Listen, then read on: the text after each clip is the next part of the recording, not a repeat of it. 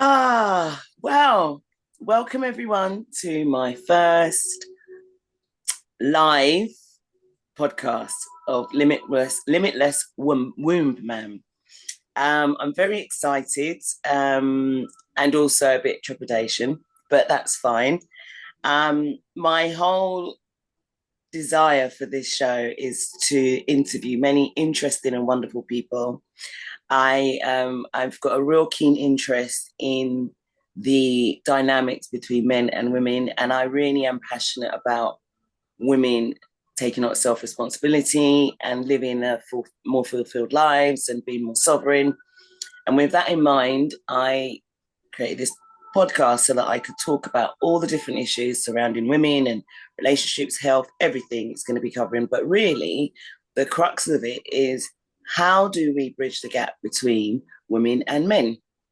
Because there are always so much communication issues, misunderstandings, not so much compassion sometimes when we talk about our past experiences. And so part of this journey is to, as I said, interview some amazing people. And I'm really, really delighted to have this wonderful woman who I also call a friend, but is the most amazing professional in my circle. And Eugina, her name is Eugina O Liberty. I don't know why I had problems saying that because I've said her name so many times. Eugina is an empowering dating coach with a passion for helping women clear past hurts and step into their full power. With years of experience guiding women through their dating journeys, she specializes in helping women reclaim their confidence and show up authentically in love.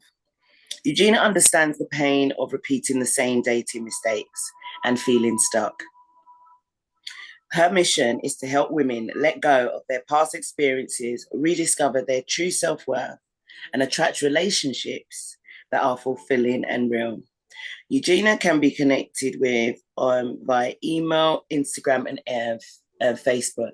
All of those details will be dropped in the comments so that you can follow her and get in contact with her if you have any issues around dating or just connecting with yourself and being in relationship with other people.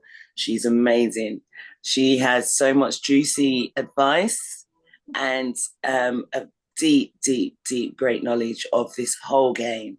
I recently joined her with her dating boot camp, which was an amazing experience because you got more out of it than what you thought you was getting. It was more than about dating. It was really about going deeper within yourself. And I learned some new things and it was amazing. I loved it. I've done a lot of work. So I was really happy to come away from that with a few deeper awarenesses of myself. So, Eugina, I am going to stop talking for a minute because this really is an interview to chat to you and get your insight, your amazing minds to work with me on all of these things. So, first of all, welcome.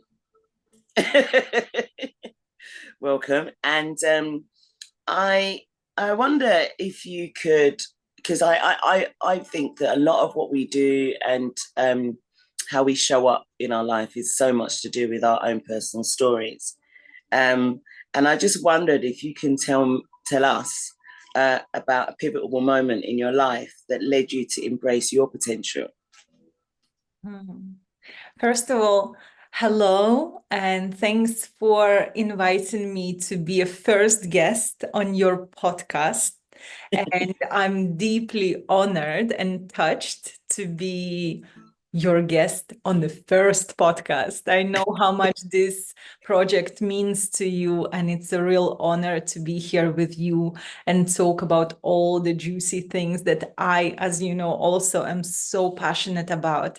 And when you said that the podcast is about bridging the gap between men and women, I was like, yes, it's great. It's like, this is so great because I really think that men and women, we all want love. We all want love, But somewhere, like men here, like, oh, I want this. And, they come from one perspective, and women here come from other perspective, both screaming like, we don't understand, I don't understand men. Men is like, I don't understand women. And somewhere misalignment happens. But when we put all the ego aside, it's like in the end of the day and come with our hearts wide open, we connect and it's like, oh, so you are not threat to me. You actually want the same things. And it's so beautiful, so beautiful. So thank you so much for creating this podcast and creating the space to connect men and women who want love. Yeah, so I honestly, it is an interesting dynamic, isn't it? And one that I'm excited to hear from you about. Thank you for being here. Sure, sure. So answering your question, what have inspired me on this journey and stepping into my greatness? Actually, I was one of these women who was standing over here and like screaming, yeah, I want love, I want love. But when the love was coming towards me, I was like, oh, no, no, no, no, no, no. You stay over there. I'm not ready. I'm like, I'm here and you're there. Like, but deep inside of me, I really wanted love. But I could not understand why my relationship wasn't working out. I was like, what is going on? And there was a moment when I was in a long-term relationship, like 3 years in, and I was so unhappy. Like the projection of that relationship was for me to get married and have a baby, because this is what my family wanted from me. And this what was expected from me. And I was like, if I'm really honest with myself, do I want that with this man here? And the answer was no.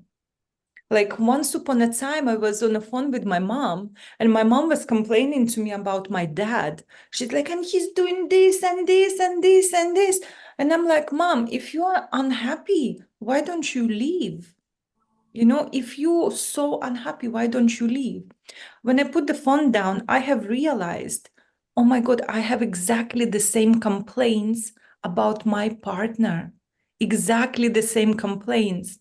Wow. And that was the moment when I thought to myself, I think it's the time I take my own advice. Yeah. It was just a mirror. And from realizing that, I could not go back anymore. It's like, I must leave, you know? Like it was the time I listened to myself apart, like instead of everybody else, and I go with what's right for me. And I left that relationship. And as I was moving out from our home, I just thought to myself, this thought came to my mind. All of my relationship looks somewhat the same. There is like all the time that there is the same theme, that he's bad, that he's doing this, that da. And I was like, all of my relationships were like that. Maybe that's not them. Maybe that's me. And I was like, no, no, no, no, no, no, no, can't be true. That can't be true. I'm like, I'm perfect. Like, look at me. No. But I could not unthink that thought anymore. And it stuck with me. And the truth have resonated from deeply within. It's like, well, how can like completely different people from all kinds of walks, from all like from the world, be exactly the same? And the one common denominator is me. How can I attract all the different types of people in my life and all of them behave the same way? So it must be something to do with me and how I am. But I was not aware of what was that and how can I change that, because you don't know what you don't know. So that was the moment when actually I began my quest for healing. healing myself and understanding myself better. The awareness came, the first step of healing is the awareness. And the awareness came, and I was like, okay, so let me explore this more. I didn't dive straight into it, but, I started like step by step, like easing myself into it and looking at the things that I am creating. I actually started observing myself more.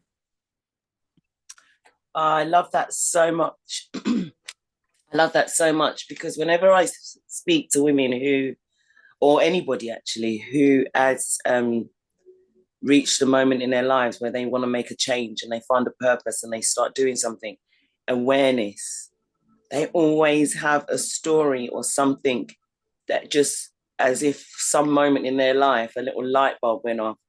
And I love what you're saying about, oh, it was me. Because so many of us think that the world kind of revolves around us and all of our belief systems and our values. And we think that, well, if they're not doing it this way, then they're wrong. They should be more like me, or whatever I have in my head that I think is the right way. So I love, because you're such a vibrant, powerful character, and you've always been quite open and vulnerable and shown so much of yourself in such an authentic, such one of the most authentic people I know. You just, you know where you are with you. So I think that's amazing. And I'm just thinking, because I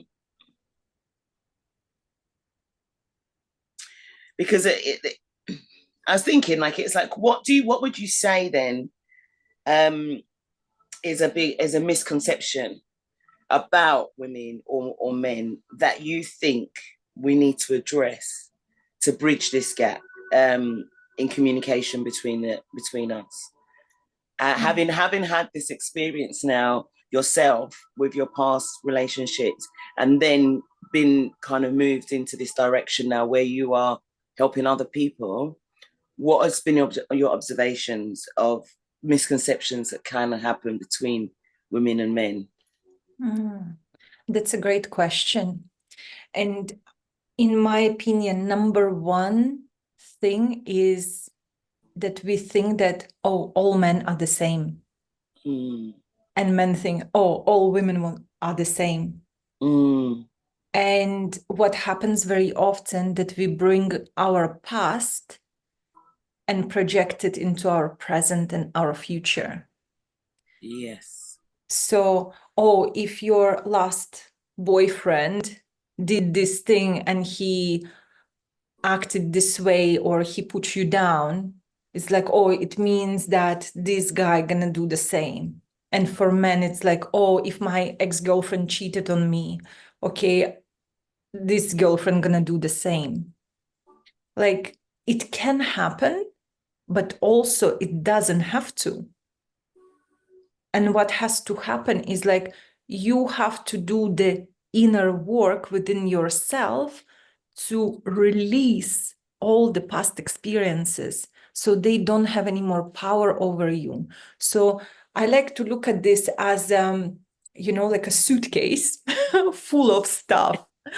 And like, what happens with most people, including me in the past, we just would have our past experiences. He hurt me, he put me down, he did this, like all the blame, all the guilt. Oh, and I done that, and I'm not proud of that, and blah, blah, blah. And all of that stuff is in that suitcase. And what happens, we just like drag this heavy, heavy suitcase with us everywhere. And here's the new person comes along. And what happens is, like, you just like, oh, hi, and put your suitcase next. So it's like, and the person is like, hey, let's go for a walk. And you like, okay. And you drag in this suitcase. So what happens? You cannot fully focus on the person You cannot fully focus and be fully present with them and acknowledge, how am I feeling next to this person? What is it like for me to be next to them? Do I like the way I feel next to them? You don't think about those things. What you think about is like, oh my God, this suitcase is so heavy.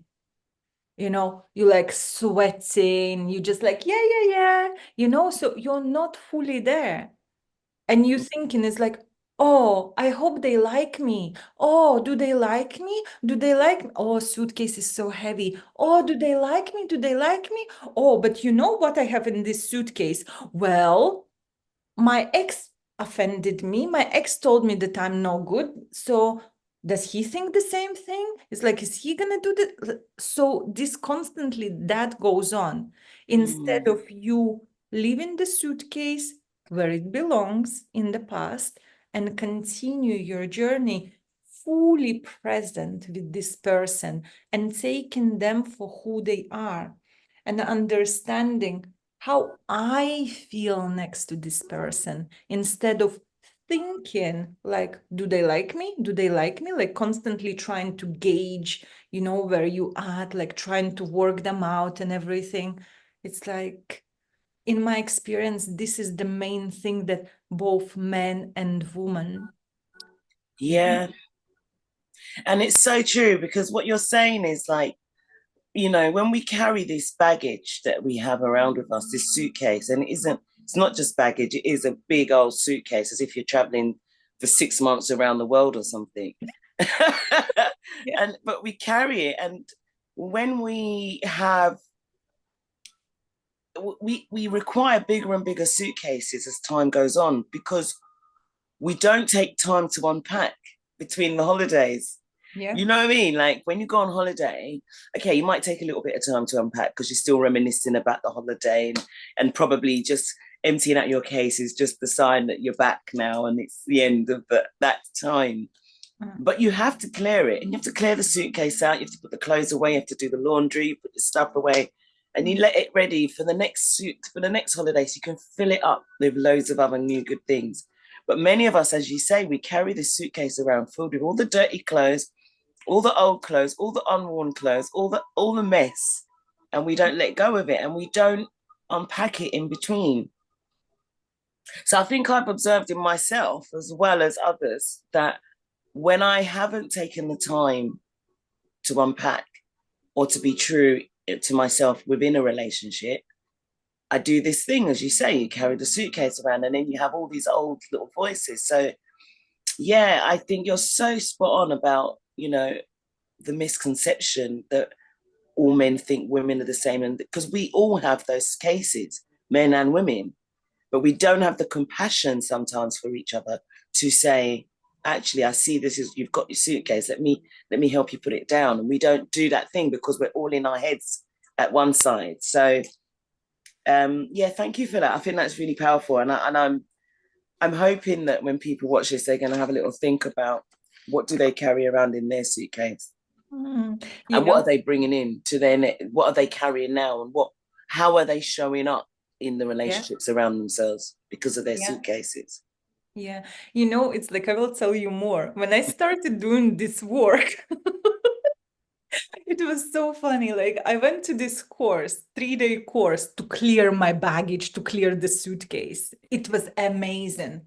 And part of the course was where I had to call people in my life and apologize to them for my part of what went wrong, because it's never like one way street. Yeah, It's sure. like it Ooh. takes two to tango, right? So I had to take responsibility for my side. And I will tell you this, I called all of my ex-boyfriends, like all of them. I called them and I was like, listen, I'm just calling you to apologize for what went wrong in our relationship. I really want to say sorry for blaming you, for like all that has happened. And I actually didn't realize at the time, but there is a part of that is my fault, and Mm. I want to say sorry, and I want to like make peace, with that, and let go in peace. And most of them, they were great. There was this one boyfriend, ex-boyfriend. He's like, oh yeah, all right, okay, thanks. And I was like, really? Are you not going to say like your piece? And it's like that expectation Yeah. there. And I was like, in my mind, they called to apologize. But then afterwards, I was making him wrong for not doing what he should be doing. But then again, the awareness was there. I was like, well, maybe this is the way it needs to be. And I don't have to have an expectation of the outcome. I just have to accept what is. And so I did. And when I accepted what is, he called me later, like a couple days later, and he goes like, you know what? I really appreciated your call. And I didn't say this on the call at the time, but I'm really sorry for my behavior too. Wow. And that was so beautiful, like so beautiful, Wow. That's pretty awesome, because in this day and time of, like, gaslighting and defensiveness and deflecting blame and not taking responsibility, it's amazing that you had that interaction, because Yeah. quite often you'll get, as you said, you got a bit defensive yourself. He's not healing, he's not responding the way he's supposed to respond, but you caught yourself. It's that awareness, right? A lot of people don't catch themselves with that, and also a lot of people don't have the humility to do what he did and call back. Yeah. He could have just been like, well, I'll just leave it. That's great that she did it. Could have just left it, but he showed his vulnerability. And I think there is something really beautiful. And I know that we shouldn't go, extra about whether male or female, but I think that it's a known fact that men do not show as much vulnerability as women do. They tend to hold much more, but this is why we have more men with depression and stuff like that. So I think when a man is able to reach into his vulnerabilities and be honest and open, without defensiveness, without gaslighting, without any of those other icky things that occur because of just strange stuff in life, it's beautiful. And I think I'm not surprised that you are the one that got this result either. For sure, for sure. It's such a cool Eugina story. Like, so, this is why you do the work you do. This is why you do the work you do. Yeah, And it's funny because that is really interesting, because it kind of leads on to what one of the things I wanted to ask you, which was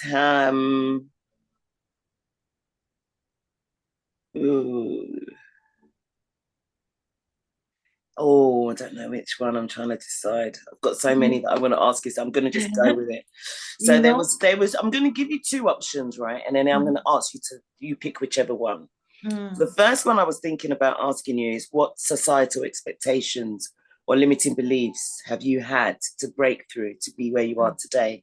But I was also very drawn to asking you, how do you define empowerment and how do you practice it in your own life? So, I mean, you can choose the one of them or both. Well, those both are actually wonderful questions, and I think both of them, one can lead to another. Yes. Because when you remove the limiting beliefs and limitations, internal limitations, that's what leads to empowerment. Yes. And, for me personally, one of the biggest limiting beliefs that I have had without, like, obviously I wasn't aware of it, was that I'm not important. That was so. When I was growing up, my parents were alcoholics. It's like I was growing up in a household of violence and abuse, and that was like a normal day in my life. So when I was 4 years old, I was at the kindergarten, and I always was the first one to be collected from the kindergarten. But what happened one day was that my parents didn't come to collect me first. There was other kids were collected until nobody was left in the kindergarten. I was on my own. I was like, something is wrong here. What is happening? I don't understand. So my teacher stayed behind with me, and it's like she was waiting with me. And this was the time when I learned the clock, and I just see it's like 8 p.m., 9 p.m., 10 p.m., 11 p.m., midnight. Nobody's there to collect me. Like, what's going on? And I must not be important to my parents if they leave me behind, right? It's like a normal reaction. But what happened, like my dad came completely drunk to collect me past midnight, it was just crazy story. But the limiting belief that I have created for myself was that I'm not important. What was happening, how it played out in my life, is that every time that I was going to speak in front of people or even in a relationship, I would lose my voice because, it's like I would give other people a priority of what they say or what they think or what they want to do, or like, and I would like kind of dim myself because in my mind, well, I'm not important, so they are more important than me. And that never worked in the relationship for me because like I always was squashing myself trying to like fit and be important until it was just impossible anymore for me to do. And how this belief, how did I become aware of this belief, was actually I was in a relationship with this most incredible guy, and he was working nights. Actually, that particular day, he worked 24 hours, and he came home, and he slept. He wants to sleep. So I was like, okay. And then in the evening, I made dinner. It's like already coming up to 10 p.m. and he's still asleep. And I'm thinking, and this is where I started getting triggered. This is where I started, it's like, something's wrong, like something's not right, like uneasy, and like I want to cry and I don't understand what is happening. So I started thinking to myself, oh my God, he must like I must not be important to him if he can sleep for so long and not even wake up to I made dinner for him. It's like, why is he not here, completely irrational. So I'm thinking, well, maybe I'm crazy. I don't really understand what is happening, because I'm just like going on and I don't understand. So I went to sleep to another bedroom. In the morning I wake up and I still feel a bit funky. And I decided, instead of like pushing him away and like show him attitude, I just gonna share with him how I feel. And I told him, it's like, you know what? It's like last night when you were asleep for so long, I was feeling some kind of way and I don't understand what is happening. But it felt like I wasn't important to you because you slept and I made dinner and all of that. And he was like, he went into, oh my God, I don't want, like, I didn't mean anything, but I was working, and he's trying to explain to me.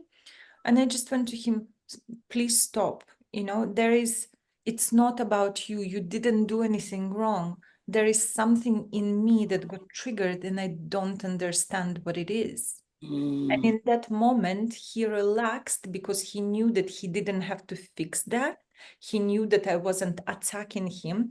Actually, this is, your moment when you mentioned that men don't open up to us women as much and being vulnerable, is because we women often don't do that ourselves because we just like push men away and they just don't know how to behave. But we need to communicate better, create Yeah. safe space for men to also step into their masculine. So by me being vulnerable with him, I opened up the door and opportunity for him to hold me in this very vulnerable moment. So what happened was, when I told him, he asked me, I don't know what to do. What shall I do? I said to him, why don't you just hold me and just let me know that you're here for me? So what happened? We went into bed and he just held me and just kept whispering to my ear, you are important. Ah. You're important. You're loved. You're important. And I can't explain to you the release I had. It was full body release. I was crying, I was sobbing, and he was holding me through that without having to fix me or anything like that. He just held me there while all of that moved through me. And it was one of the most beautiful moments, you know. And afterwards, I went to sleep. And when I woke up, we just like looked at each other and we discussed this is like what happened for him, what happened for me. And I was like, I'm eternally grateful for this experience, you know. And I started unpacking like, where did it come from? And it came from this experience of me being forgotten in the kindergarten, you know. And since that moment, I will tell you that I didn't doubt for a moment how important I am, how powerful I am, you know. Because also later, like when I went back home to Latvia, where I come from, I went to my father's grave because my father just passed away like during that time. And I never had the chance to say goodbye to my father. So I went to his grave on my own and I was just like telling him all the things. And I'm like, and I forgive you, and I forgive you, and I forgive you. And I was like, and I even forgive you for forgetting me in the kindergarten. You know, it's like at this point, I'm like, "Ah, I'm so like crazy crying and sobbing and everything." And just something profound happened that all the noise has stopped. And this voice came into my mind and said, you were meant to discover how important you are for yourself and for others. And I was like, what? This is great. Like all the noise has stopped. Like my sobbing, my hysteria has stopped at this point. And I was like, okay, so this is the power. This is the power when you turn your disempowerment into your power, because you don't have to believe everything what happens here. No. You don't have to believe all the stories you tell yourself. And in fact, you can change the stories you tell yourself. If you feel that, I feel that I'm not important in my case, it's like, well, actually, let's have a look. Where does it come from? Where did I learn this? And then it's like, well, can I choose to believe something else instead? And Absolutely. like that's That's so how, powerful. Sorry. yeah. Yeah, that's so powerful. And I was thinking about this the other day and just thinking about different scenarios and situations. And a lot of the times we refuse to really go into our inner child and look at that, do that shadow work to see where that wound is coming from. And we observe our pain through the made up lens that we've come to today. So everything is, I was watching Joe Dispenza. I love Joe Dispenza, and he was talking about how we live so much in the past and we live based on old memories. And he said, it was really funny. He said we hold on to beliefs, limiting beliefs and pain from our past, from a history that we've made up that isn't even true. Because we make up our scenarios via how we are experience the emotion at the time. So it's really powerful for you to be able to see that happening and respond to it and go and deal with it in a way that was really quite compassionate to yourself. Do you get what I mean? Because rather than you felt that feeling of being left, but you knew that it was an emotional thing. You knew it wasn't true, but you still let yourself feel it and experience it. So that's the only reason that you can even dive into it, because you have to be honest with yourself and say, what am I experiencing? Why do I feel like this? And then you were able to say, I feel like, and then retrieving that childhood trauma. And our traumas are all different. They're varied and different, and everybody's trauma is very valid and holds to their experience. So, but like a lot of the times, the traumas that we have nothing to do with what we really feel. Yeah. Like you were absolutely loved. Your parents just had issues and were not able to, be responsible towards you in a way that you needed at the time. But it didn't mean that they didn't love you, that you weren't worthy, that you weren't valued. But to be able to have that insight and then go to your partner and share that, that's a biggie. And I love the response that you got as well, that he was actually saying sorry for making you feel that way. Because he could have been like, oh, what's your problem? I've been working 24 hours. Leave me alone. I need my rest. You can't. This is why I'm going out. He could have done all of that. But instead, he was like, he took it. And then you absolved him and said, you don't need to apologize. It's me.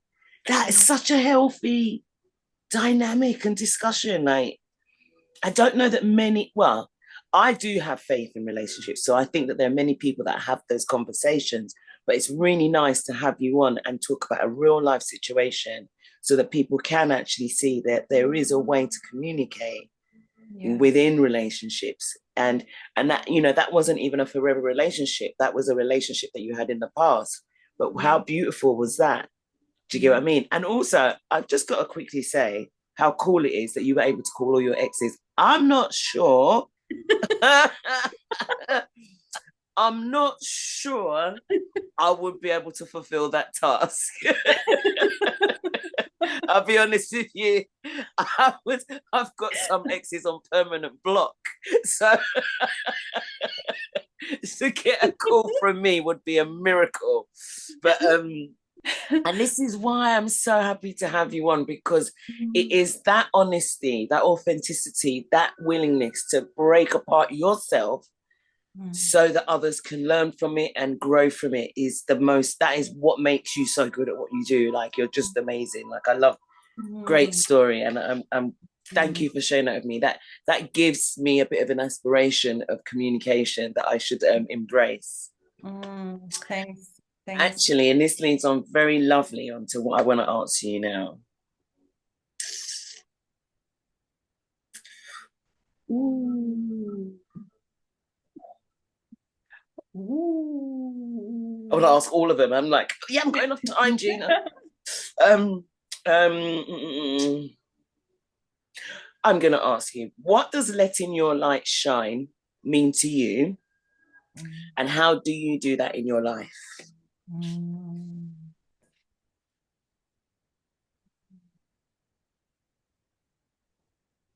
What does it mean, letting my light shine? And how do I do that in my life?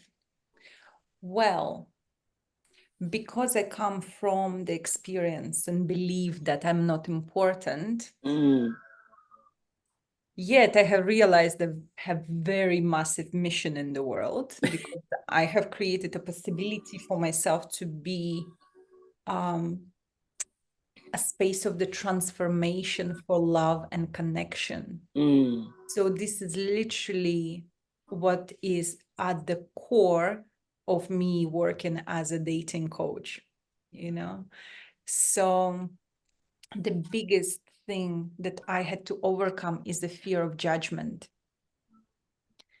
to let myself shine. Often I was doing interviews and Facebook Lives in particular, about overcoming sexual trauma and, doing the inner child work and like really talking about very serious topics. But at the back of my mind, there was always like something, oh, but nobody wants to listen to you. Oh, but nobody values what you got to say. It's like, oh, but maybe people think that you're stupid, It's like all of that thing. And for me, I had to continue despite having that thing telling me Yeah. otherwise, because I knew I have a very big message to deliver. I had a very big topics to speak about and bring awareness to. I cannot possibly listen to this voice and not speak, not do the thing that I know that I was born to do. So for me, how my shine in my light is working with the fears of judgments, fears of not being good enough, fear of not having what I want, like all the whole shebang is still there. It's like maybe not on the level that it has been, like, let's say 5 years ago. But every time when I am opening up myself to a new project, to a new experience, to a new relationship, I have to conquer some of the fears that are in my suitcase. I have to open that suitcase and look. It's like, hey, what are you doing here? You are already outdated. Go. It's like, is this ultimately true? And some I have to keep myself in check. This is the thing. I have to keep myself in check. To shine my light, I have to be disciplined with myself. What do I allow myself to believe? What do I allow myself to consume? Like mindfully, physically, emotionally, what do I allow myself to indulge? Is it healthy or unhealthy? And based on that, I can determine my light and how I show up in the world. It's like, do I have fears? Of course I do. But now I also have more tools to manage those fears. I know that they don't have to rule my life anymore. I know that I'm important. I know that there is a lot of work ahead of me to get done for me to shine even brighter. Like right now, I'm not even scratching the surface. And I've been working as a coach for the past 7 years. I literally worked with hundreds of people, and it's like, was it scary?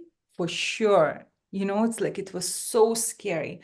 But, I have to come back every single time to think is like, what is bigger, my fear or my desire? And desire wins when it's true desire. She wins every single time.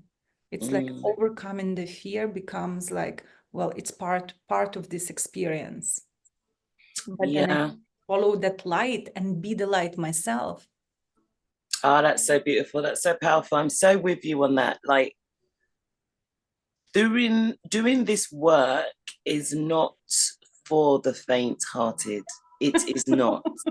You think that enlightenment is this like place where you go to and it's like, yeah, you just sit under the tree and meditate. And you just you're like some guru and you're gonna be like, yes, no, whatever. It's not. It's screaming. You're like, it's not like messy hair, like all of it. Like, wow, why me? What happens? I had an experience the other day and I was like, okay, this is happening. I'm fine. I was like, you're not fine. You're not fine at all. You're not fine at all. Like, what do you need? And I started to ask myself, like how you would ask a friend. I was like, what do you need? What do you need? What do you need to do right now to raise your vibration? What is it that's paining you? What are the wounds? What's what's the fear, what's going on, what is going on. And when you do that, you get to the crux of it, and it's often not what you were thinking anyway. It's not quite glaringly obvious. The thing that you attack is the thing that's behind it. So I totally get what you're saying about having to basically show up for yourself, because that's how you're able to show up for others. If you can't show up for yourself, you can't show up for anyone else. And actually,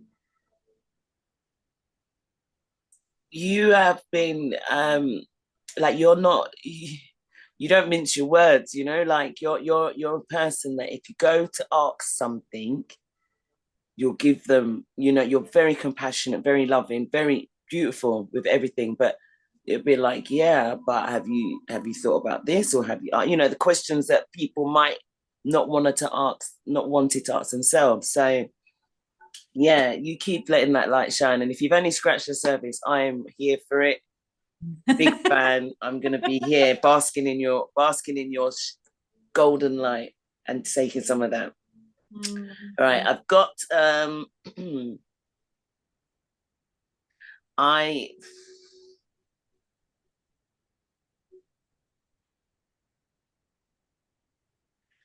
I think you answered that. Actually, you did that indirectly.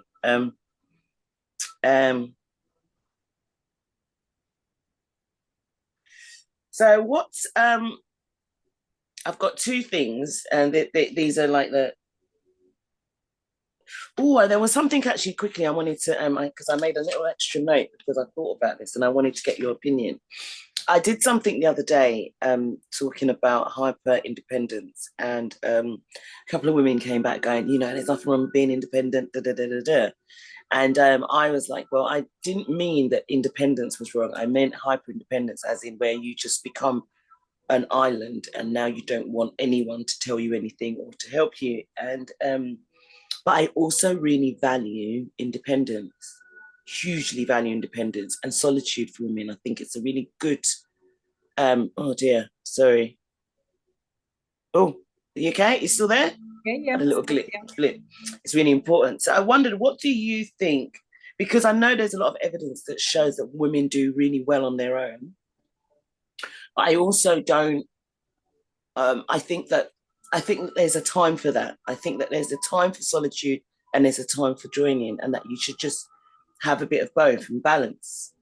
But what do you think? Do you even believe in hyper independence? Like, do you think that's a thing, or is that something that people are making up? Or do you think that women, yeah, I don't know. What do you think?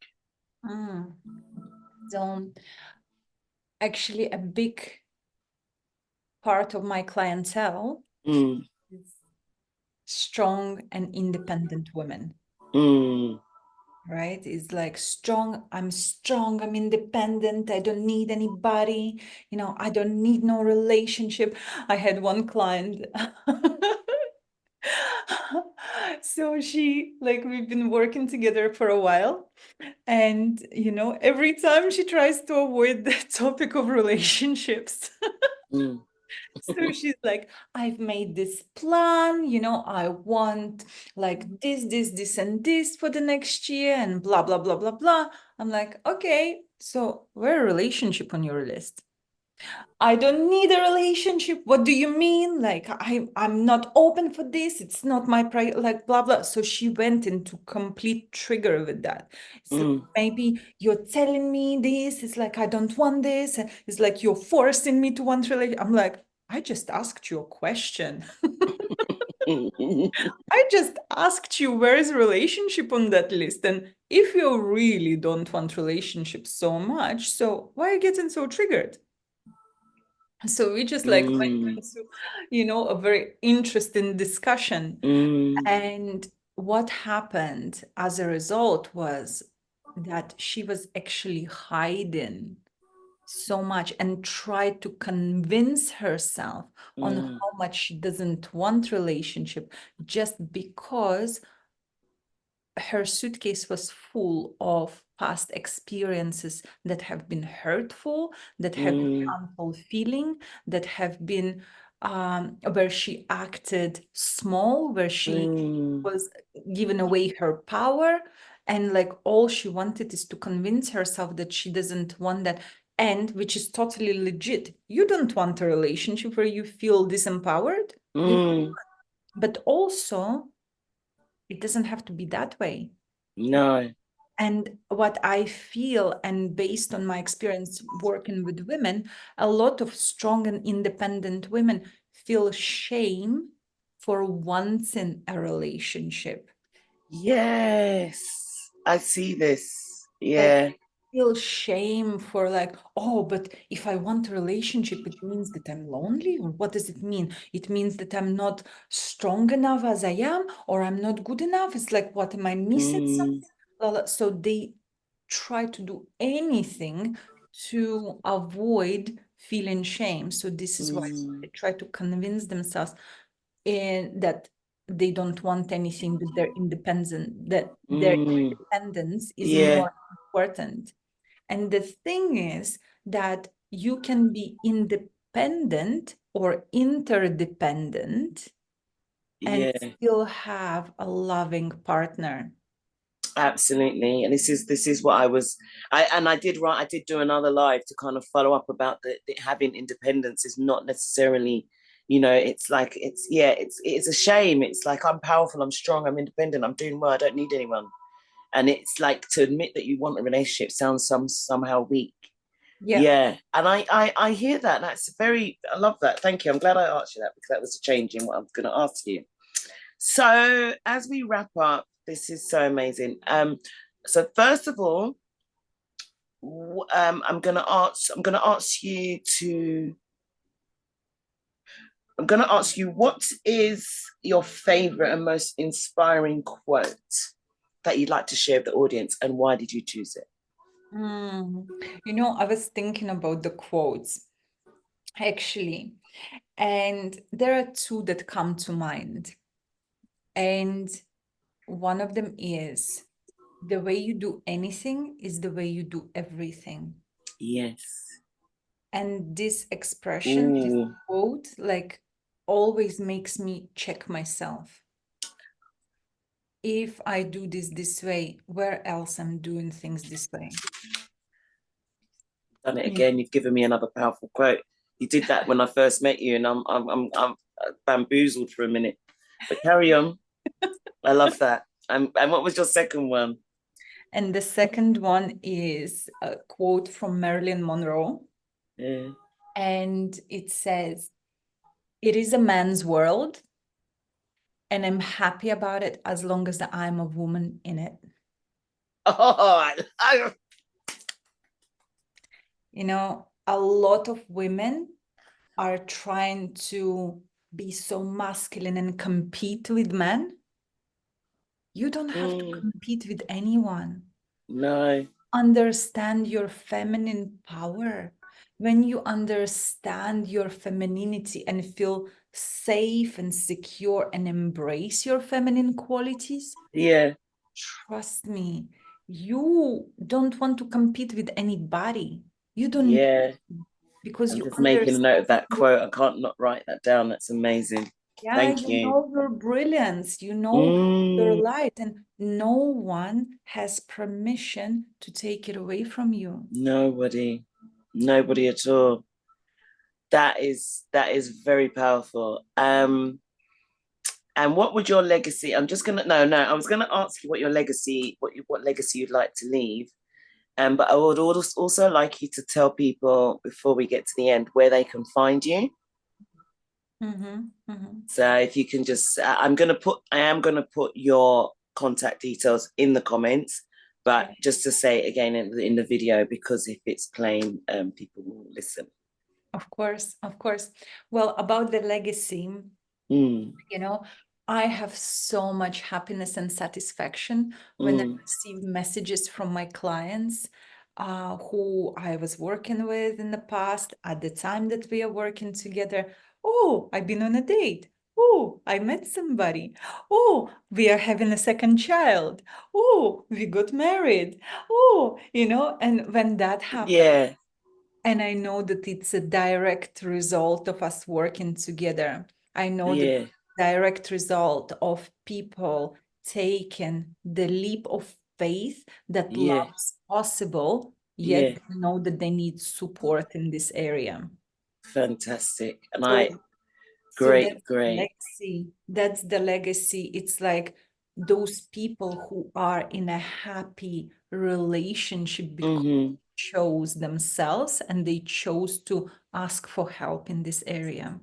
Fantastic. That's beautiful. And where might we find you if we're looking for you on social media? So you can find me on Facebook and Instagram. Mm-hmm. My name is Eugina O Liberty. Mm-hmm.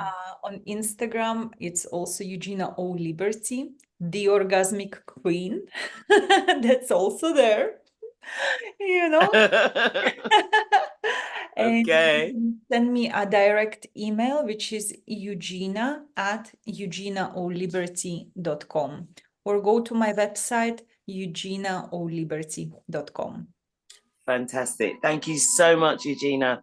It's been an absolute pleasure, and I have really enjoyed having you on. And I look forward to having more in-depth conversations with you, because honestly, those two quotes were outstanding, fantastic to kick off my first show and my first podcast. And yeah, I will speak to you soon. I will speak to you soon, and massive congratulations Thank you. And for, you, for having your project off the ground and moving forward with it. And I'm thank you. so honored to be first one. Seriously, feelings very mutual. And I have to say, you look really good in that red dress. Thank And I love your hair and everything. You look stunning. You look stunning. So, you. okay. So for now, that's all. You have a great day and continue to let your light shine. Lots of love to you. Bye. Lots of love.